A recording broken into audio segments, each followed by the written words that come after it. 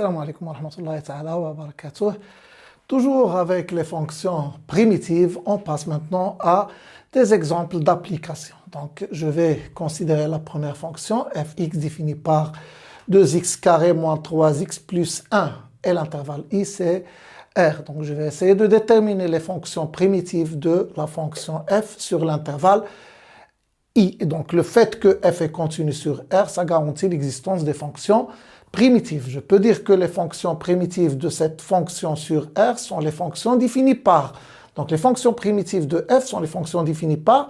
Remarquez ici que la fonction primitive de x carré, c'est x3 sur 3, d'après le tableau, bien sûr. Donc, ça va donner 2 sur 3, x3, moins la primitive de x, elle, c'est x carré sur 2. Donc, ça va donner moins 3, x carré sur 2.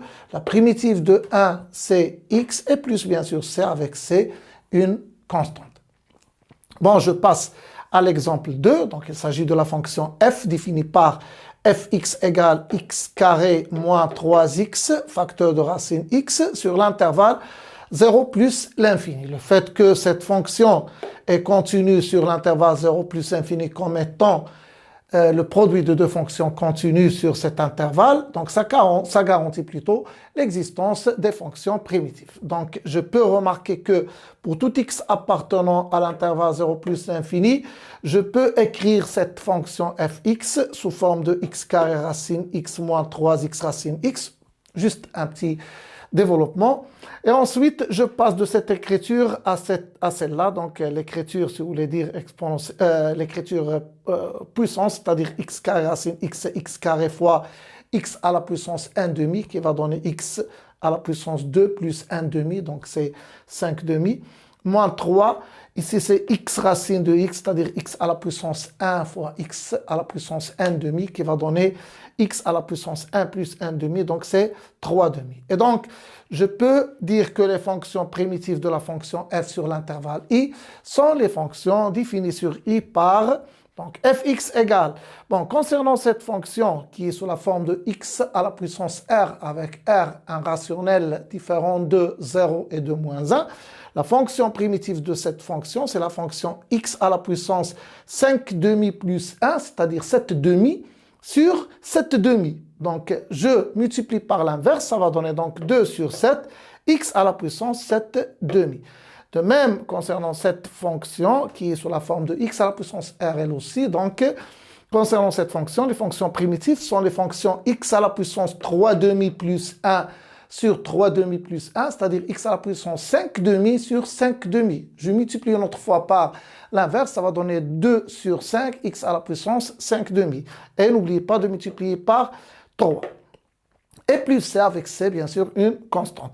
Donc, les fonctions primitives s'écrivent de cette manière. Donc, 2 sur 7, x à la puissance 7 demi, c'est x à la puissance 3 et demi. Donc, x à la puissance 3 et demi. Et demi, c'est racine x.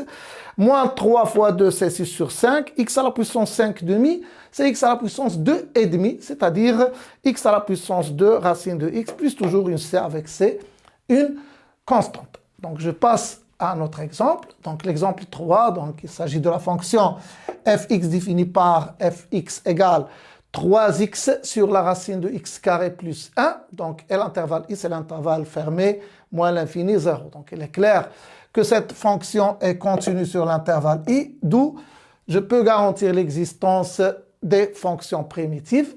Donc, je peux écrire cette fonction comme étant quoi? 3 sur 2, x carré plus 1 prime sur la racine de x carré plus 1, puisque x carré plus 1 prime, ça va donner 2x, je dois simplifier plutôt par 2, et lorsque je vais multiplier par 3, ça va donner 3x, c'est-à-dire que concernant cette fonction-là, elle est de la forme u' sur racine de u, mais à une constante près. À une constante près, la constante c'est quoi?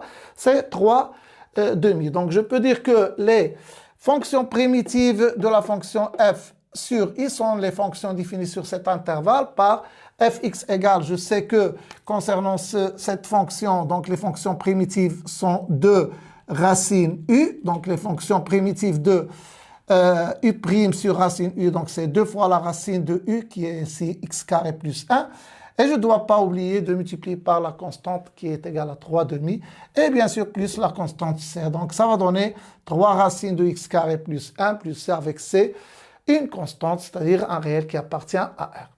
Enfin, je termine avec l'exemple fx égale 5x carré, facteur de x3 moins 1 de 3 à la puissance 4, et avec l'intervalle i qui est égal à R. Donc cette fonction, elle est claire qu'elle est continue sur R, puisqu'il s'agit d'une fonction polynôme, donc elle admet des primitives sur cet intervalle, c'est-à-dire sur R, et sachant que je peux écrire f de x sous cette forme, c'est-à-dire je peux écrire fx sous la forme de x3 moins 1 prime, x3 moins 1 à la puissance 4 fois la constante 5 tiers, puisque x3 prime, ça va donner 3x carré, moi j'ai ici 5x carré, donc je dois multiplier par 5 tiers pour retrouver ma forme de fx, bien sûr. Donc je peux dire qu'il s'agit de la forme u'(un) à une constante près, bien sûr. u'(un) à une constante près, qui est égale à 5 sur 3. Donc les fonctions primitives de cette fonction sur l'intervalle i sont les fonctions définies sur i,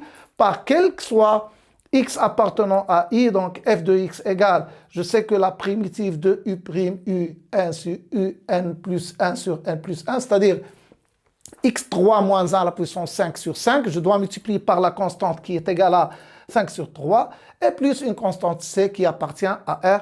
Donc ça va donner enfin 1 sur 3, après simplification par 5, 1 sur 3, x3 moins 1 à la puissance 5, plus c avec c, un réel. À bientôt.